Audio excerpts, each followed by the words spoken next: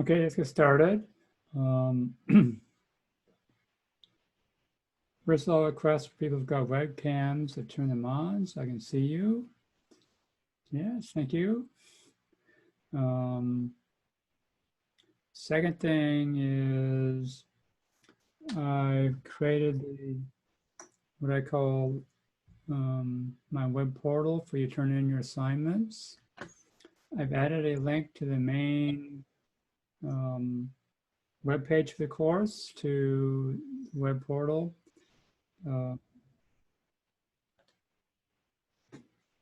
It was the first time you used it, then you need to create a password by using your Red ID. For some of you with multiple names, I use the names as they were given to me by the university. So you may need to enter most students only have one last name, but occasionally students have two words for last name. That confuses them. I'm hoping to retire a piece of software. I have to warn you that the email notification does not work. It's suffering from bit rot in the sense of that company only has certificates to last so long, and update the latest version. I'm using libraries they no longer support, so I have to read the whole thing. So far, I've managed to survive. So any questions?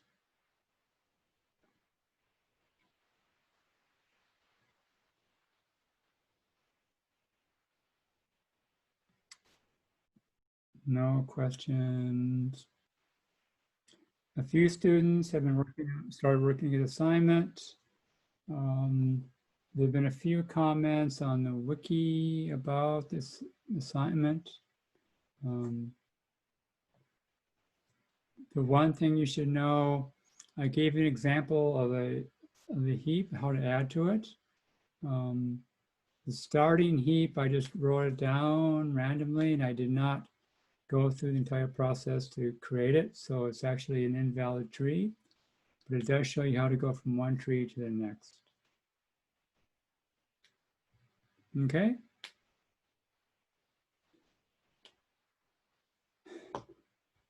So last time we were talking about the big ball of mud paper. Let's continue doing that. And to do so, I need to share the screen. And when I do that again, Zoom, it's going to rearrange all my windows. So bear with me. There's the list.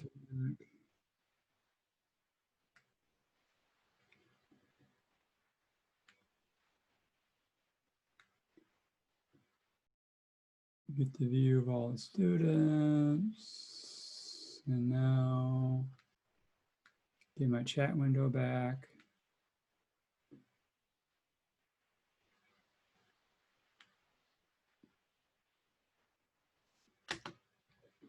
So that big mud paper was well received. It was sort of a unique type of paper in the sense of most software engineering papers talk about how great things are. Here's a new process. Here's how well the process works. We did experiments, and this is how it worked so well. And the author says, well, you know, things aren't so great. So someone finally was able to admit, saying, look, this is not working out so well. And they came across these sort of common patterns.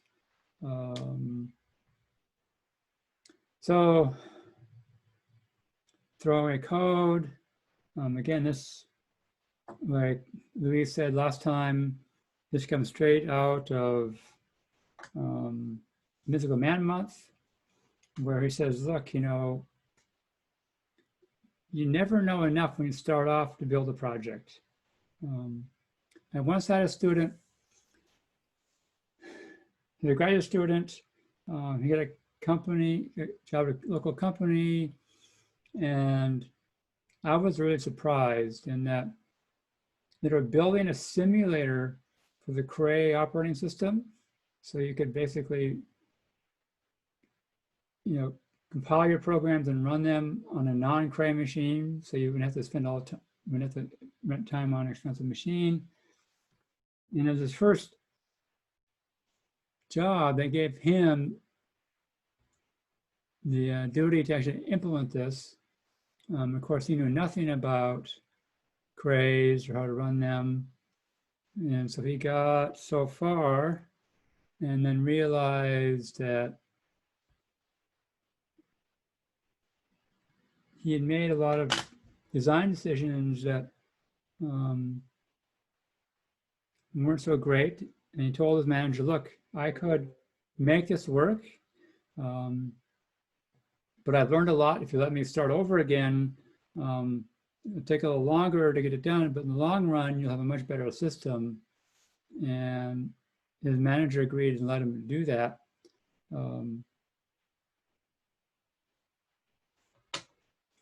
I sort of view writing software as we start off not knowing enough.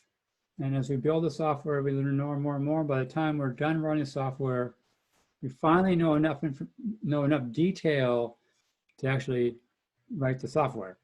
And so this pattern says, you're going to need to experiment and try things out. So just do it, right? Build a quick prototype, learn what you need to do, figure what's going on, and then build the real system. Sounds simple, right? Has anyone here had a job where they built a prototype for a system? We're actually doing that right now, my company. We're in the process of that. And we're making a lot of quick decisions that are very much against what you've been teaching here, but that's part of the process, it seems, because we have a quick deadline to make sure it works. Yeah, now the big danger when you do this is that at some point, at some level of the management, someone's going to see and say, you're almost done, aren't you? And you're going to say, well, but, we agreed there's a prototype. And we made all these, quick decisions to get to learn things. They're going to say, well, but you're almost done. Just push through, right? And that's the danger, is that it can be hard to get management to actually follow through and realize you're going to throw this away and start over again. All right, so that's a big problem. Yeah, the main problem is they don't want you to throw it away.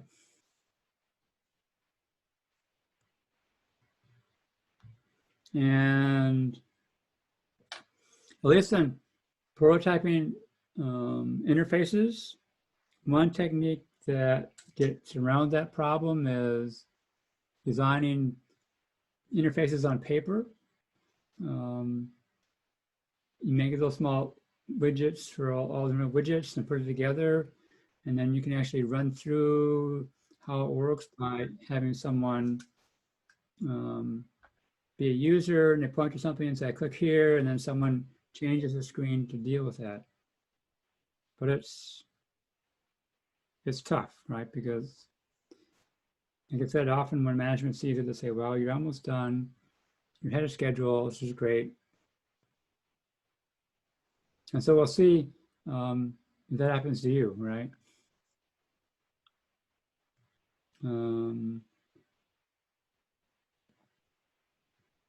Piecemeal growth, right?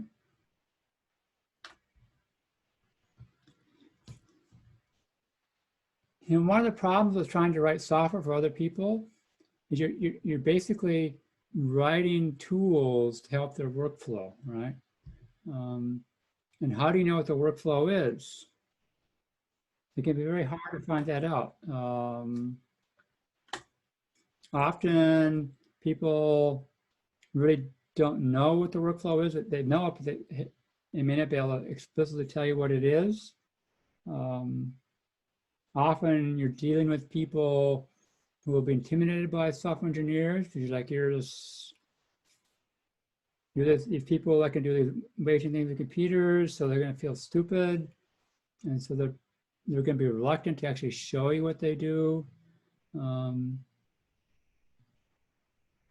often it happens that until they see the software, they don't realize what could be done.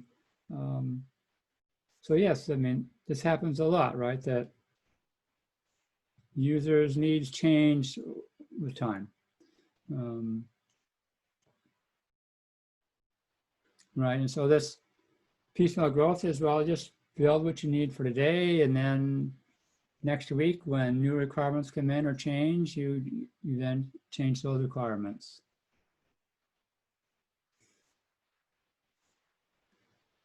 And the big problem here,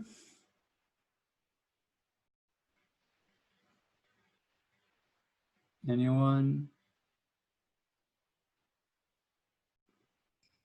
Time. I wouldn't say time.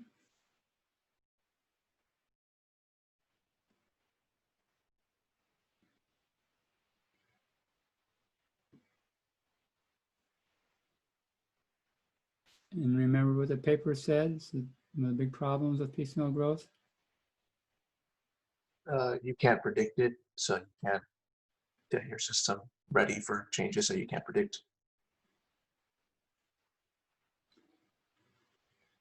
Yeah, the agile people would say that's okay as long as you just build what you need at the moment rather than building a more complicated system to deal with possible changes. One of the problems with this piecemeal growth is, since you're not starting out with a big design up front, right? The architecture you start with may not be appropriate for where you're going, which means you're going to have to, as you add more features, you're going to have to re-architect the system over time. And so the big issue is this refactoring. They say they have to refactor relentlessly, right? But the problem is, again, if the system's sort of working, it can be hard to convince your managers that we need to take a day or a week or this amount of time off to work on the code and not add any features, right? So one big danger is this piecemeal growth will just lead to a big ball of mud, right? Unless we are very careful and very religious about refactoring. And one of the big things to keep in mind about these agile processes, they don't require to design up front, but they, the waterfall methods, they built into the system checks on you, so you don't have to be disciplined. You say, we can't do X until we're done with Y, right? With Agile, you do a little design, a little implementation, a little refactoring, more design, a little implementation. But it's on the team, the managers and the programmers to make sure that, yeah, we are indeed, doing this refactoring. As we add a feature, code base gets not as good as it should be. So now we refactor, build up again, add more features. Now we need to restructure it again. So it takes the discipline out of the process and adds it to the people to make sure that they are disciplined enough to actually do this refactoring, to keep piecemeal growth software in decent shape.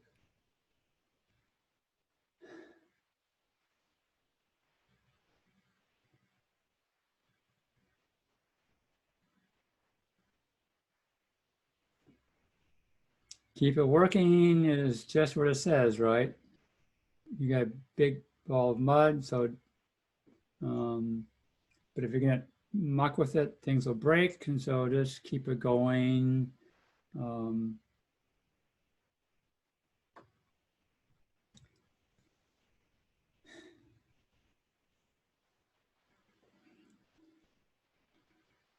Yeah.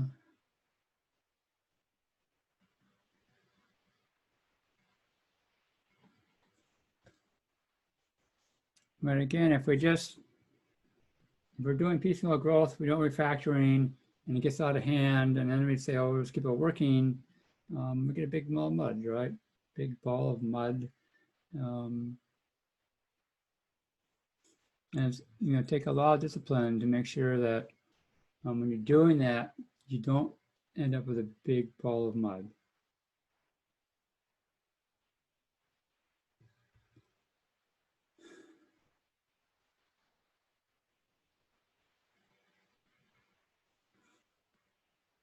Has anyone seen this, shearing layers?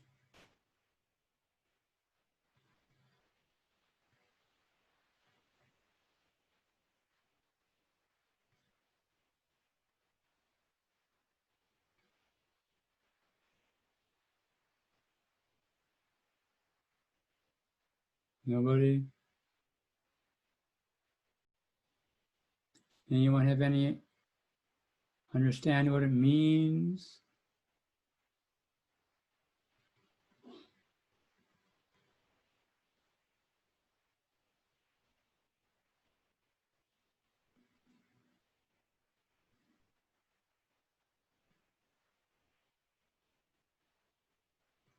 Everyone's playing game on the side, and she's like, oh, what's he talking about? In the reading, it talks a little bit about breaking down some of like the overly complicated artifacts into simpler processes. Yeah, yeah.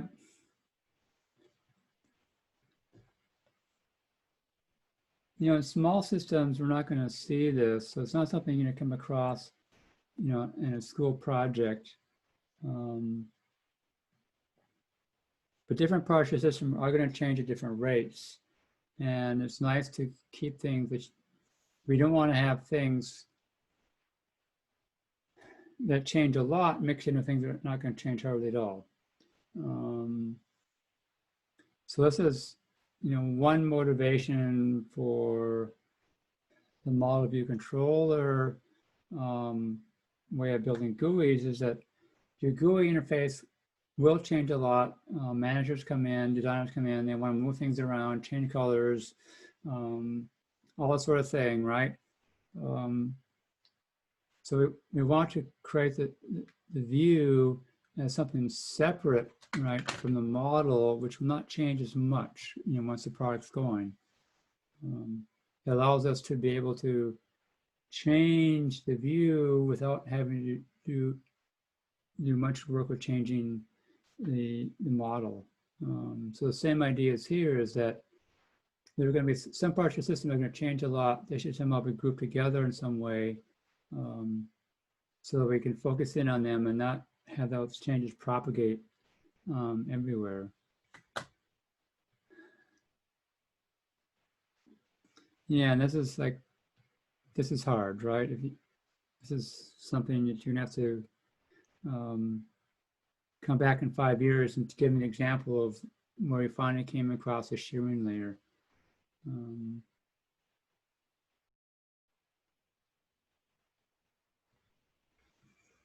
And then there's sweeping under the rug. This happens a lot. There's really a lot of COBOL code out there. There's a tremendous amount of Fortran code out there. A lot of company's code, been around for a while. It's first started in COBOL. We don't rewrite it. And so we write a wrapper around it so we can interact with it, from C. And then we realize that C is not a good way to go. So then we write a wrapper around that so we can interface it with from Java. And so we can it's working. No one really understands the COBOL code anymore, so don't change it. Happens all the time.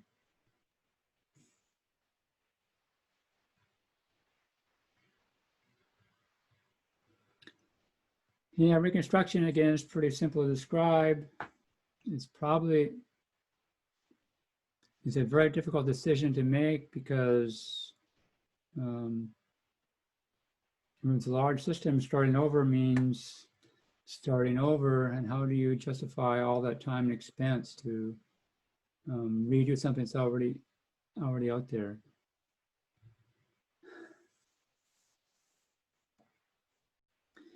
Yeah, some other related topics. Like I said, Fred Brooks in the Mythical Man Month says, throw one away, as you will anyway, this planet. The problem with starting over is, like I said, the cost, how much time. The system's old enough, the people who originally wrote it are gone. And so you're probably going to make some of the same mistakes they did early on because you don't remember what those problems were. And often that system grew over time. And so how do you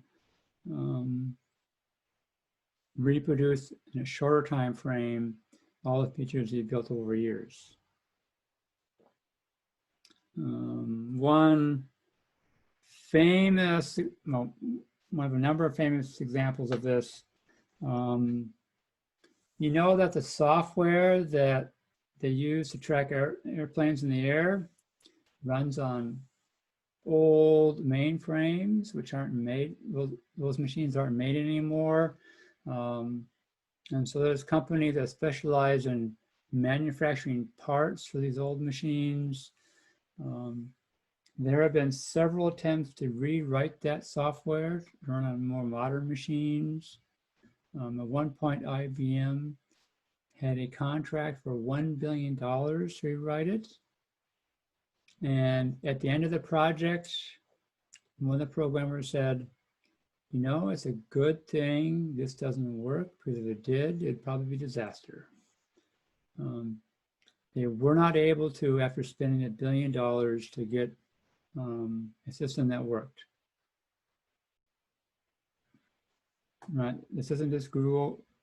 It became large enough over time that no one's been able to actually rewrite it.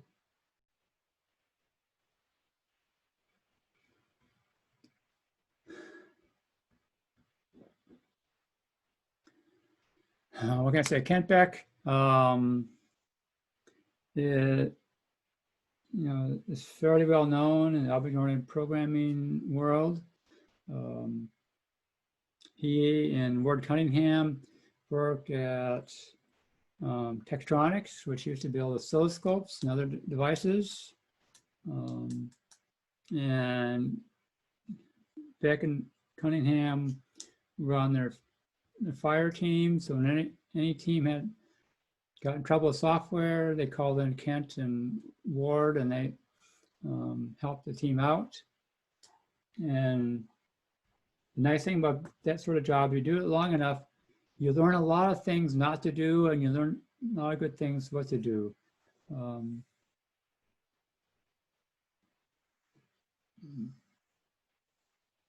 So here is his example. His properties of good style. Look at them briefly one at a time.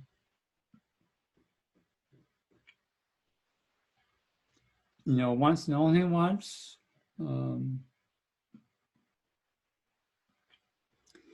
sure you've all had the experience of, I did this over here and now I need it over there. And so I take this code and I copy it and paste it over here, right? I've seen this a number of times. And the problem with that is if you got things repeated and now you need to change it, you need to find all the places where they are, right? So he says, yeah, the program is in a good style, then everything's done once, right? And only once.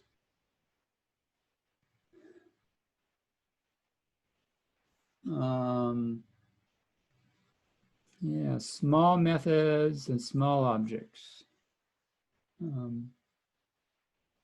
There are a couple of reasons for this. One is the bigger a method is, right?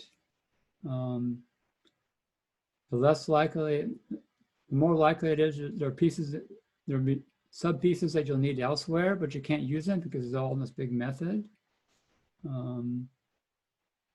Also, we talked about code reuse. The longer the method is, the less likely that you're ever going to need that method anywhere else.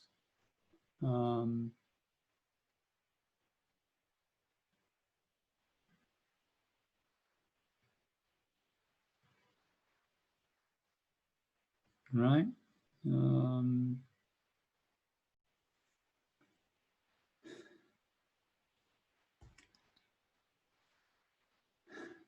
I assume that everyone knows about Dilbert. You know, this famous comic about the software company, software engineer Dilbert. And there, of course, are a number of different famous characters. One is Wally. Right, so here's an example of one of them.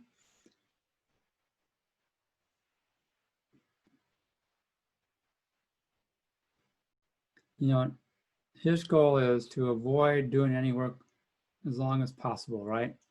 So here he is trying to say, look, if he's talked enough, no one will invite him to meetings, not in meetings, not going to sign any work. So his entire goal is to avoid right, doing any work.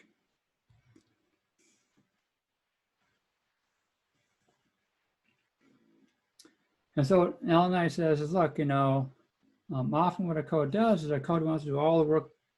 We want to do all the work ourselves, right?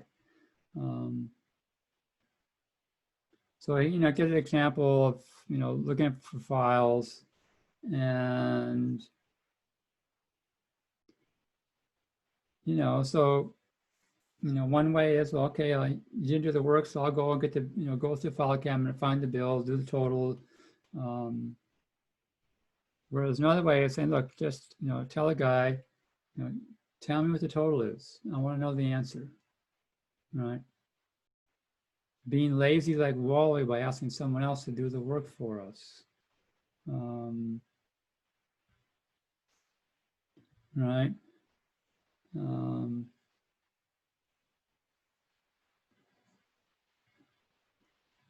we talk about encapsulation things, that we want to encapsulate an abstraction, and what does that abstraction do, right? So we need to talk about who does the work and who should do the work.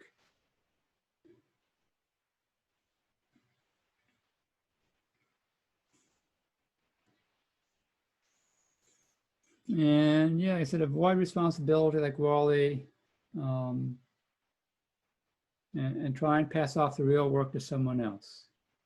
And I've got a couple examples of that coming up, so we'll see more details later.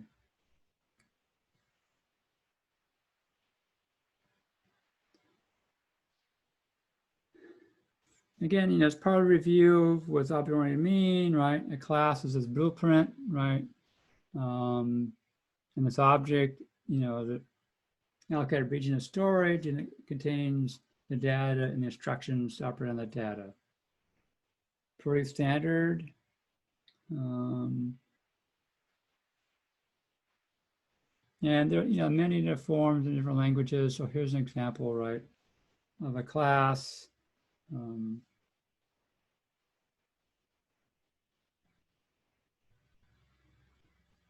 But I want to step back and give you a slightly different definition. So right, it's a first class. What does that mean? It means it's something that's part of the language, right?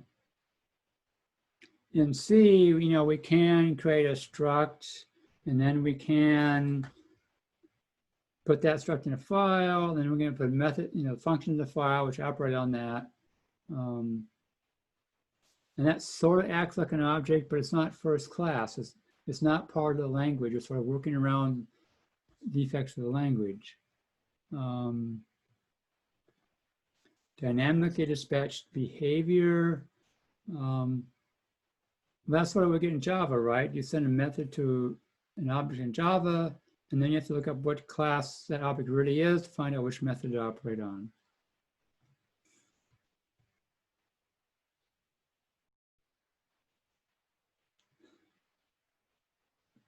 Behavior, right, just a collection of named operations, right?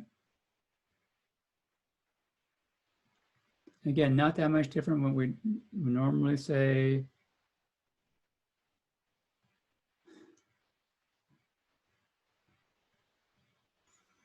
Dynamic dispatch, right? Different objects can implement the same operations in different ways. In Java, get this by inheritance. In language like Python, Smalltalk, Ruby, just basically, as long as the objects implement the same method, you can interchange them. All right.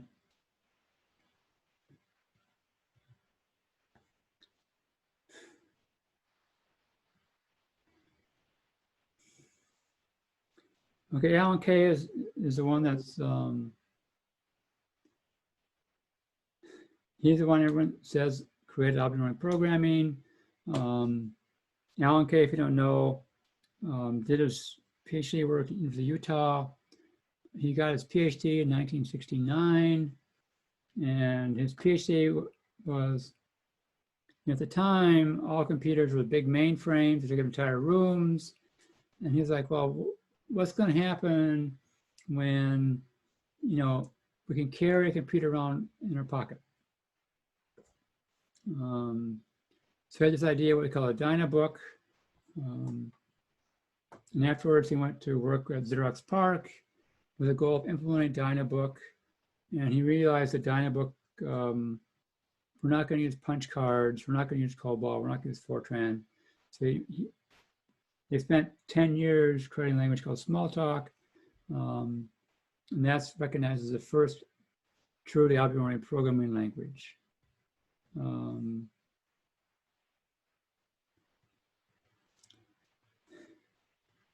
He's actually an interesting guy. He's very smart, very opinionated. So it's often fun to read his quotes. He gets people thinking. And so he now thinks it was a mistake to talk about objects. Why? Because people are focusing on the wrong thing, on the lesser idea.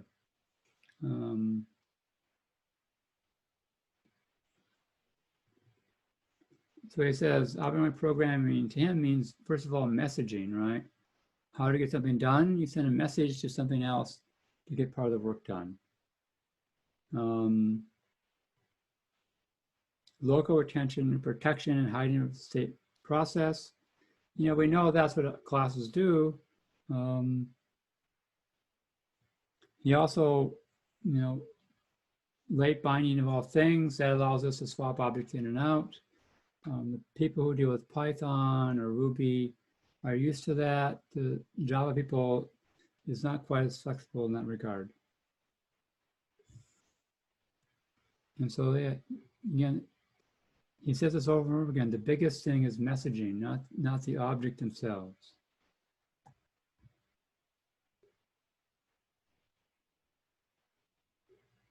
All right.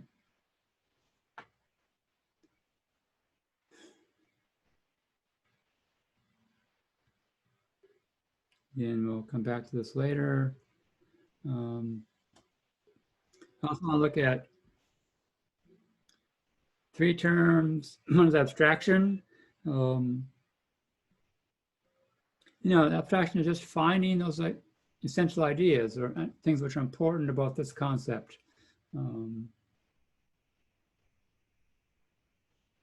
Encapsulation, is enclosing all of things in abstraction in a container. In our classic case of class, and information hiding is hiding designs, right? And they all work together, and they all are slightly separate ideas. So a class, right, represents its abstraction, and encapsulates the data and operations, and it hides design decisions, right, and details.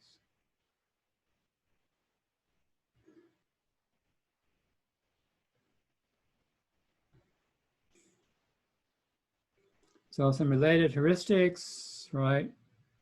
We want to keep the data hidden. And a class should represent one and only one abstraction. And we want to keep related data and behavior together.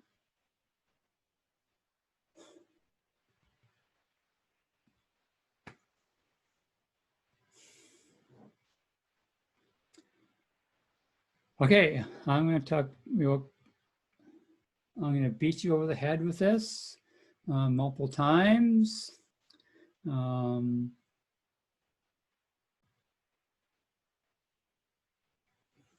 what do I mean by utility method? By utility method, I mean it's a method in a class that doesn't access any fields of that class. It just uses parameters. In other words, it's a function, right? It's not using any data in the class.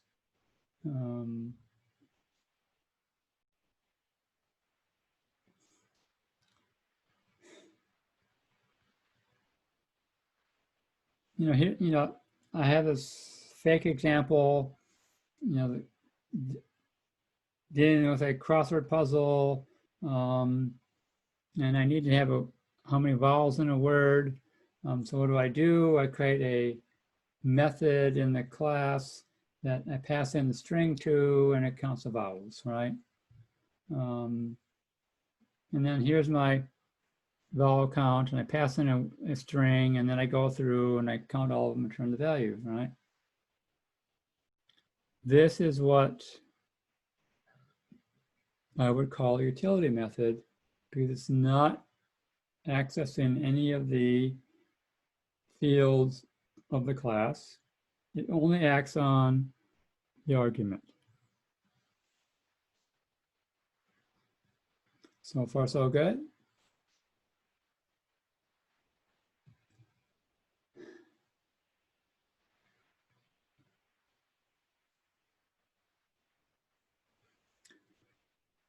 Okay, how do we keep the data and operations together? Well,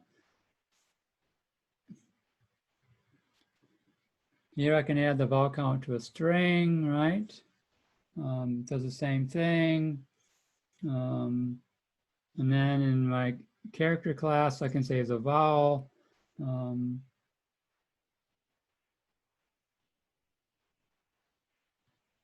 then in my crossword puzzle, right, I then just ask my string, give me a vowel count. Tie some of this together, and what we're doing here is what Alan Knight said how we should act like Wally, in the sense of, here's the code I'm writing. I want some information. Instead of me doing it here, ask someone else. Well, who should I ask? I've got a string, and I want to know how many vowels you've got. So I ask the string, right? So the string is doing some work, but then it needs to know what a vowel is. And instead of the string worrying about that, it passes the work off to someone else, meaning a character, right? And the character class is the one that deals with a vowel, because vowels are characters.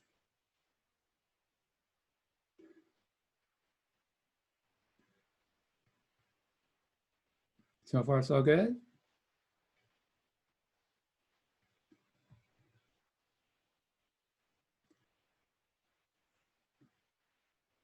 Is this better and why? Well, one is we've broken up the things in smaller pieces. We actually, knowing what vowels are, might come up in other places, right? And this way now I have some code that might be reusable elsewhere. You know, counting the number of vowels is not as likely to occur elsewhere, but it can. And now we can use it elsewhere. Whereas here, right, we're never going to reuse that anywhere else.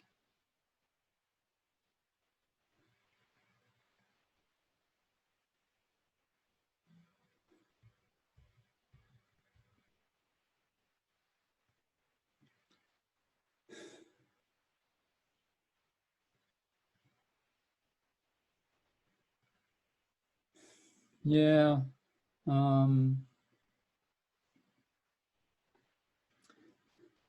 Let me skip over this and I'll come back to it. I want to go to my other example I have. So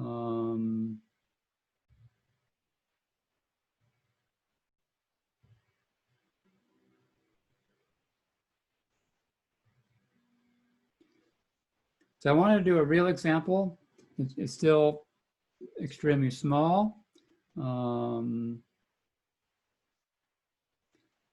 Yeah, so, you know, here's all the things we said that OO programming is good for code reuse, more readable, better design, etc. Mentioned that. So this is a simple exercise. First, we map all the characters, A to 1, B to 2, etc. to Z. All the other symbols don't count, so you can map them 0. The word value is just a sum of all the value of all the characters. And so the word cab is worth 6, right? And so a dollar word is a word where the word value is 100. Right? So here's a bunch of words which are worth 100 in another list, right? So there's lots of them. And so the problem is, I'll give you a string containing words, find all the dollar words in that string.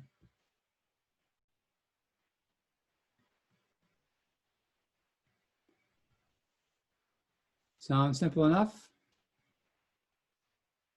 At least it's pretty clear, right? I mean, we're going to go through and break all the words out and then compute their values and then see which one's 100.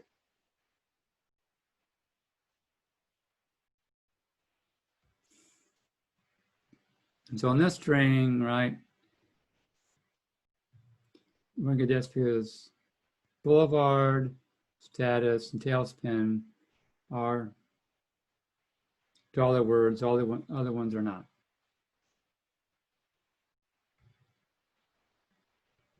So approach one is like, okay, what do we have to do, right? What do we have to do to write this program? Well, first I have to go through the string and separate all the words out, right? So we separate the words out. And then we need to compute the value of each word. And then we select the words that have value 100.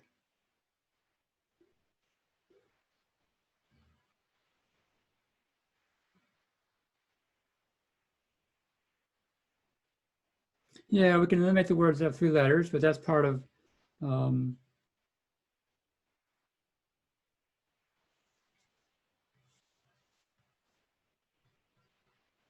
you know, so we add that as a step.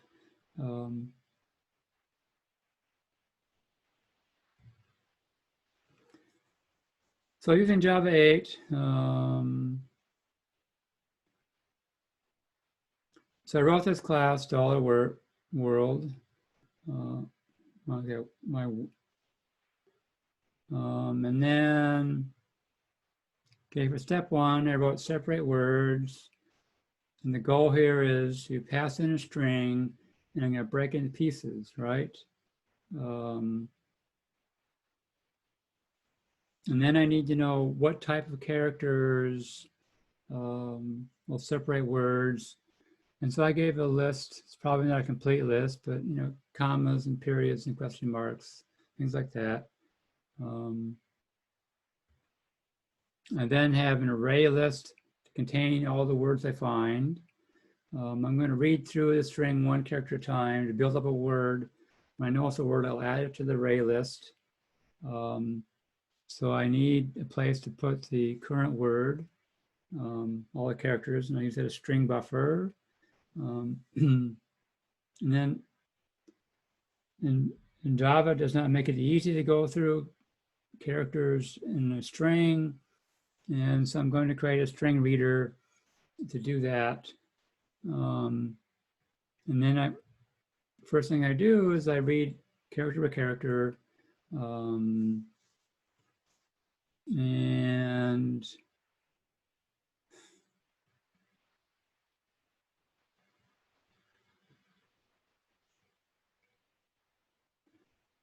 I got a method to check to see whether something is a separator or not.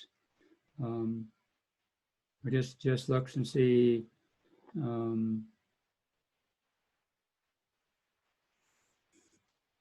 does it contain that character?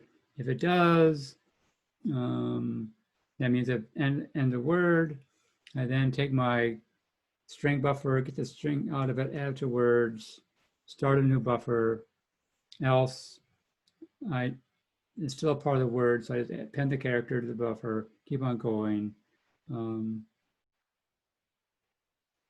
then at the very end, there are two cases you have to worry about. One is, oh, there was a period at the end or question mark at the end, so there's no current word, or there was no separator at the very end, and so there's a word still in my buffer, and so I add it to words, right?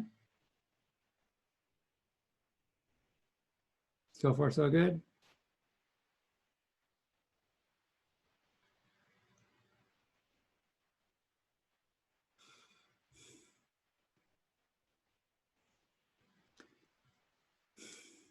Now I want a method that pass in a list of words, and now I'm just going to go through and compute the word value. And so again, I'm going to have an array list to keep track of all dollar words. And then I'm going to go through and read each character, convert it to its number, right? And keep track of its current value. And so again, iterate through all the words, get a reader on that particular word and do it with lowercase, so I don't have to worry about a capital A, lowercase a. Read each character, and then I compute a value from it. And the problem is if it's actually in the alphabet, it's going to be between 1 and 26. If it's not, it's going to be outside that range. So I check that range. If it's in the range, then I add it to my current word, current value. And I do this, and when I'm done, I'll look at its current value. If it's 100, then I add it, right? Now I could have, as someone suggested, filter all the words 3 characters or less, but this is pretty straightforward, and I get it all on one slide, right?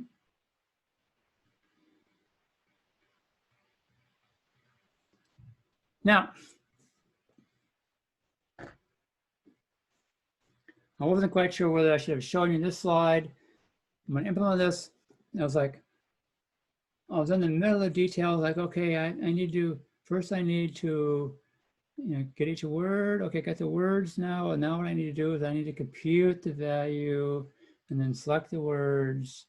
And I was so involved in the details that, first I created, the list containing all my dollar words. But I'm so used to avoiding these for statements that have, for I equals 1 to end the list. I'm going, how am I going to remember which one words are dollar words? And so I just computed the value for each one, and then I added that value. So now I've got this word values containing the word values for every word in my list. And at the very end, I went through that list and found the ones that had 100. And after I finished, I go, why did I do that? This is stupid. But I was so engrossed in the details that I made it more complicated than I needed to. And at the very end, here it is, right? Now I can pass in text. And then first I call separate words. And then I create, call dollar words and returns an array list of all the words which are dollar words.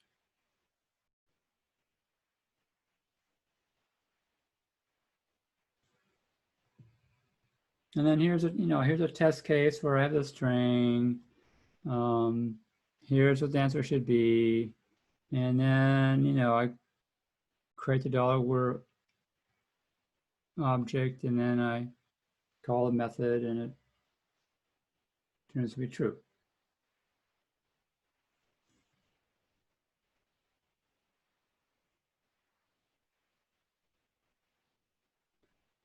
Okay. Some people are still with me, maybe. And there's more tests. But basically what I did here is I sat down and in my head, I thought of all the steps I needed to do to write this program, right? First, when I skipped one step of reading that text in from someplace, and once I got the text, I need to break it into words, and then I take each word and compute its value, and then I save all the ones which are 100, and then I'm done. Right?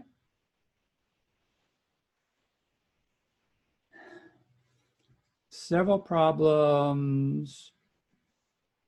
One is I made the word separators a field in the dollar world class.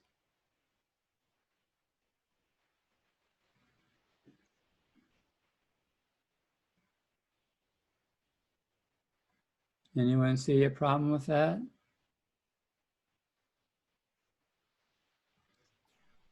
Should separate it from this class.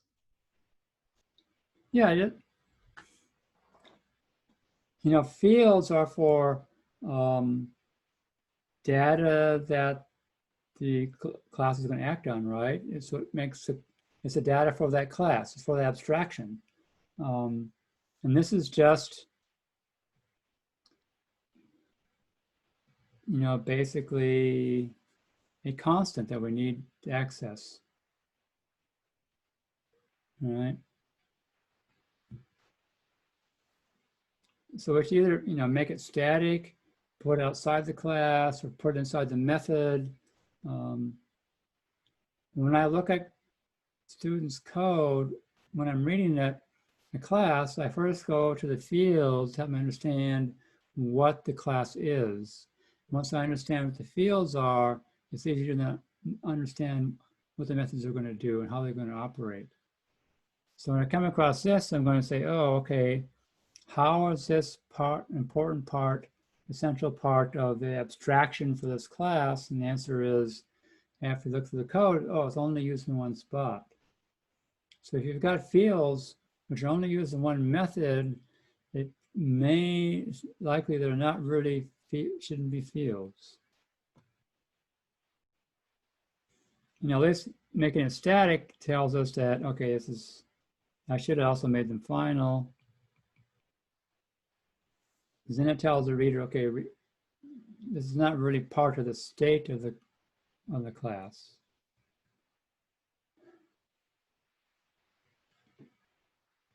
These block comments, often it's your subconscious telling you, you should put that in a separate method. You should put it somewhere else.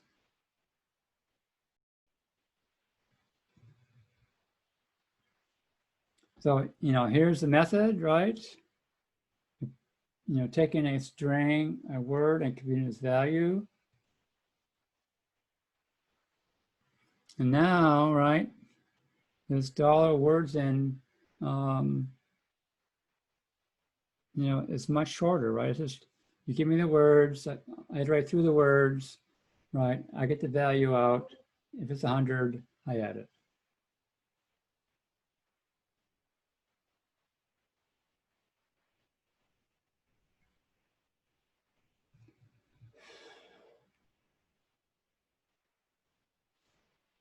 Is any code reuse in this project? This code, I mean, it's a very small piece of code, but all our methods are very specific to computing, $words. And there's no data, right? It's just functions. Right? Remember, we want our classes to represent data and operations.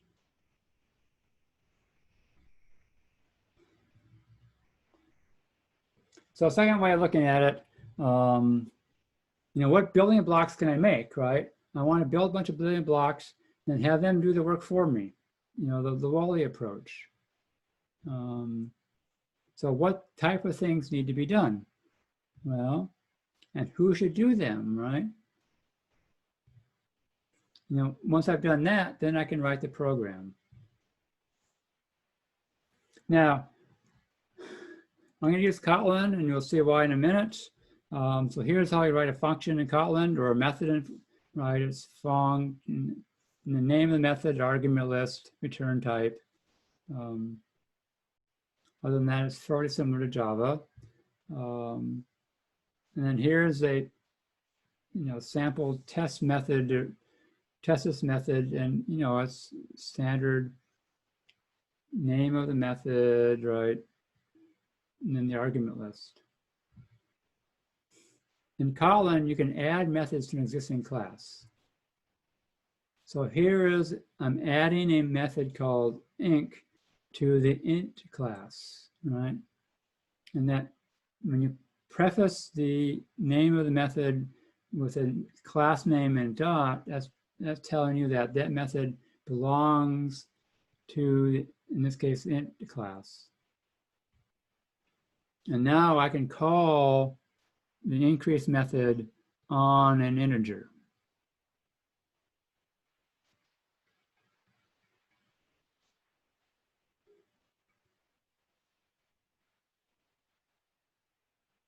Is everyone good with that?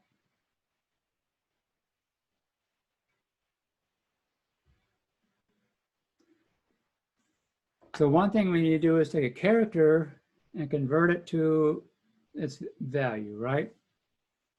But the data we're operating on is a character, so I add it to the character class. Again, it's basically the same computation we did before, but now it's in the character class. Again, I convert to lowercase, subtract off a, then add 1, and then I make sure it's in the right range. If it's out of range, return 0. Otherwise, return that value.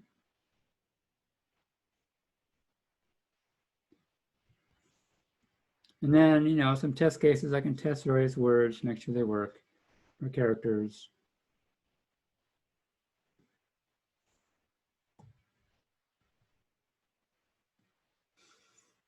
Now I need to compute the value of a string. The data we're operating on is a string. And strings implement the character sequence interface. It seems to be common when you want to add things to the string class and call them, you add to the interface. So I did that. And the character sequence and strings have a method called sumBy.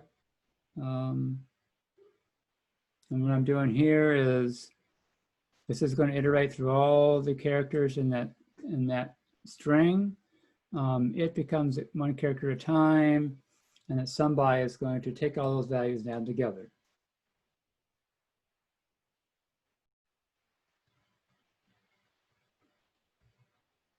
And then here are some test cases.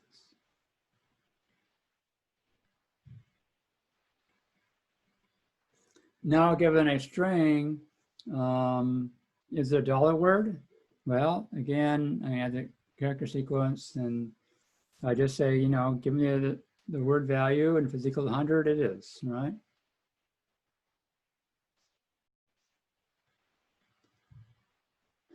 And then some test cases, right? Some which are dollar words, some which are not.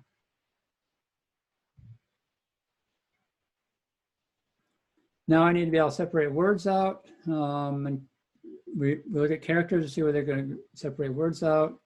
So in the character class or the char class, right, I have a method called is word separator, which returns true or false. Is that character true or separate words? Right. Some tests. Now I need to break a string into parts. String is a data. So I create a method separate by. I'm going to pass in a function to tell me when I want to separate it out. Other than that, it's pretty similar. So I need, you know, to collect all the words, and then I'm going to use, you know, string builder to build up the current word.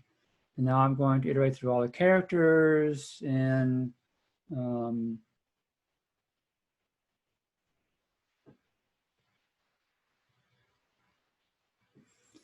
that's a typo. How does that work? That's a good question. Oh, it works because I'm in the,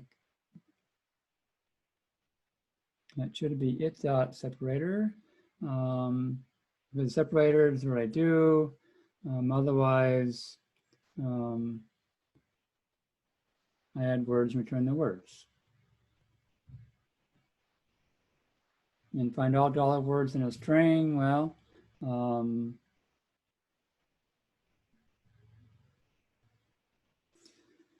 Well, so here's what I do, right?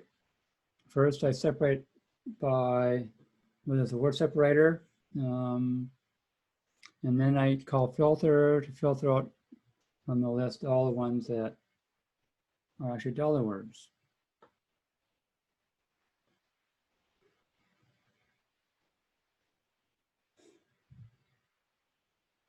And then, of course, you know, it's more tests.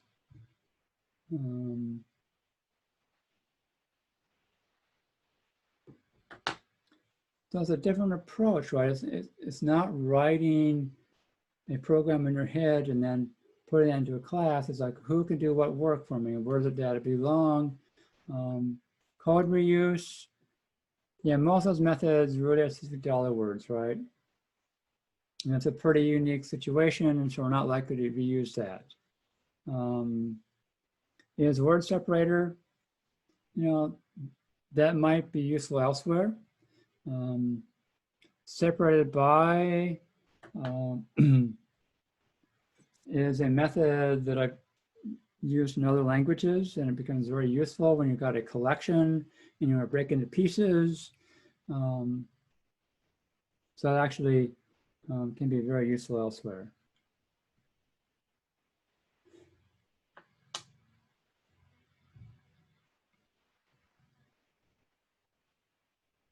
Now, here's a big point I want to make. So when we look at object-oriented design processes, And they talk about, well, first you have to figure out what you want the system to do, what it must accomplish, what sort of objects you need, and then you have to figure out what each object should do, right? Which is basically what I did in the second approach. I said, okay, what do I need to do? Oh, I need to separate words out. So I created a method to do that. I needed to compute the value of a character. Oh, I put that in the character class. So I'm finding out what I need to do and where does it go, right? Oh, it goes to character class, string class, right, different classes. Now, the problem I have with Java and trying to get across the concepts of this course is that in Java, we cannot do this, right? We cannot add methods to the string class in Java for a couple of reasons. One is the string class is final, and you're not allowed to modify any of the classes that are standard in the JDK.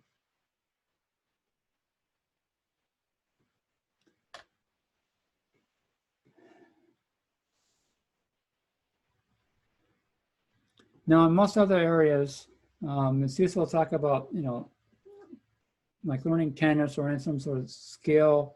You don't start off doing complicated things. You start off doing simple things, practicing your technique, right? And then as you get better and better, you can practice more and more complicated techniques. But if we're using a language like Java, the problem is we cannot use a second approach on this dollar word problem, right? We can't add things to character class. We can't add things to string class. Now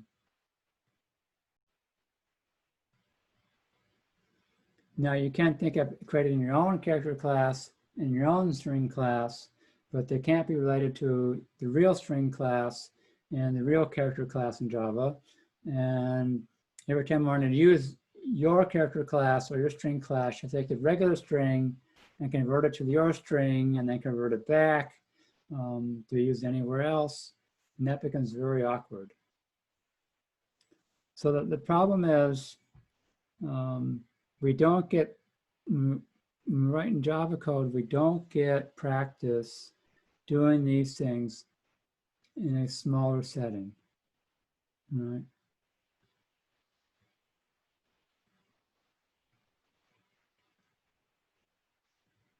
So when it comes to building a larger system where we can do it, we don't have that simple practice of doing this. I used to teach a course, you know, cs635, and I would trick those students. You know, I'd make them use small talk, and they would grumble, why do I learn small talk? And then since they're learning a language, I give them small little assignments and say, well, add methods here, add methods there, write the system, and I would slowly build them up, telling them you're learning a language, and then later, last half of the semester, we'll get to the really good stuff. But by the time we got to the second half of the class, I sort of trained them, how do you write software in Smalltalk? Well, you can add methods directly to existing classes and then use them in your program. So that concept became a little bit easier to get across in practice when they could do that.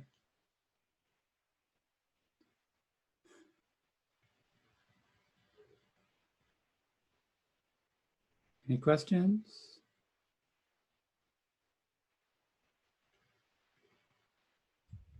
So what is the, like, should we be writing in Java, or should we try other languages that in which you can edit or add methods to kind of these established classes?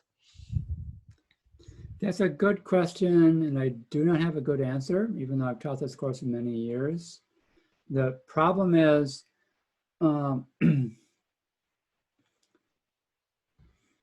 How long will it take to become comfortable with the new language? Are you going to be comfortable next week with the new language? Probably not, right? And if you're taking, some of you are taking 3 courses, and so how much time do you have? Some of you are working full-time and taking classes part-time. So do you have the time to sit down and quickly become comfortable with a language in its libraries? Right, so that's the issue is like,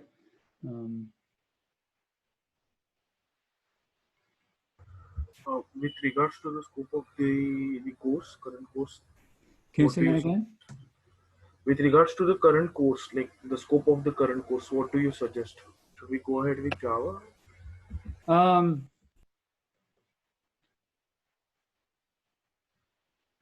Yeah, for most students, I recommend that you stick with the language you know.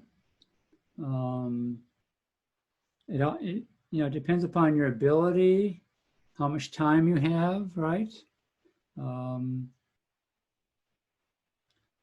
example, at one point we had a new graduate student who took the master's exam the week before he started his first semester in graduate school. He took 3 master's exams and he passed all 3, right? Students like that, I mean, they should feel comfortable with, right? I mean, oh, you want to learn Kotlin over the weekend? That student does say, go ahead, right? But most people aren't like that.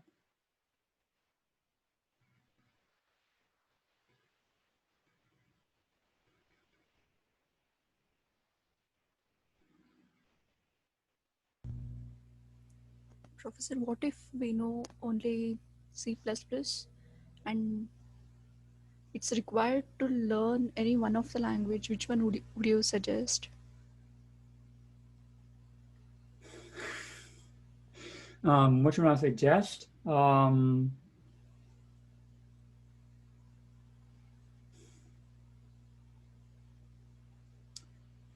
That sort of depends upon what type of things you're interested in.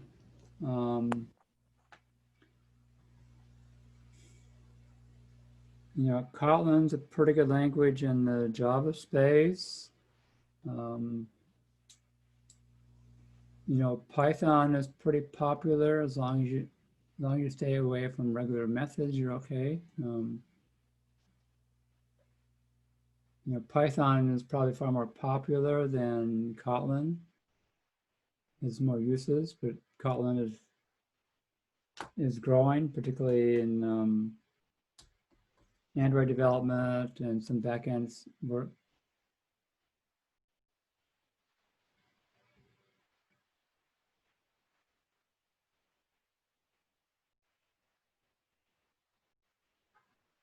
Any other last minute questions? I missed at the beginning of class today for the upload link. Are we using the credentials of cs635 and SCSU, or is that something different? No, those credentials are only for the wiki. I did add to a link on the main webpage to what I call a course portal. And there, if it's the first time you use it, you use your red ID to create a password. Okay, I see that here. Thank you. Yeah.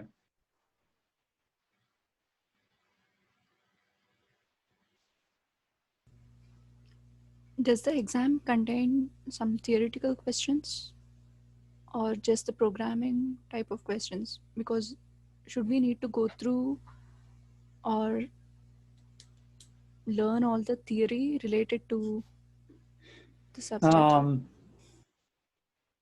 Yes, I'm never quite sure what students really mean by theory questions and practical questions. So if you go to the main page of the course, on the course website, you'll see links to previous exams, and then you can tell me whether they're practical or theoretical.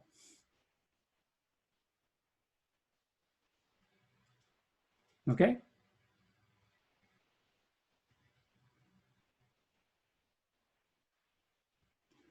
Okay, I will see people on Thursday. All right. Thank you. Have a good night. Thank you. Thank you, sir.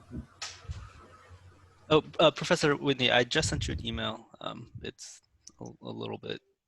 It's not important, or it's not vital that you respond, but I just want to let you know. Okay.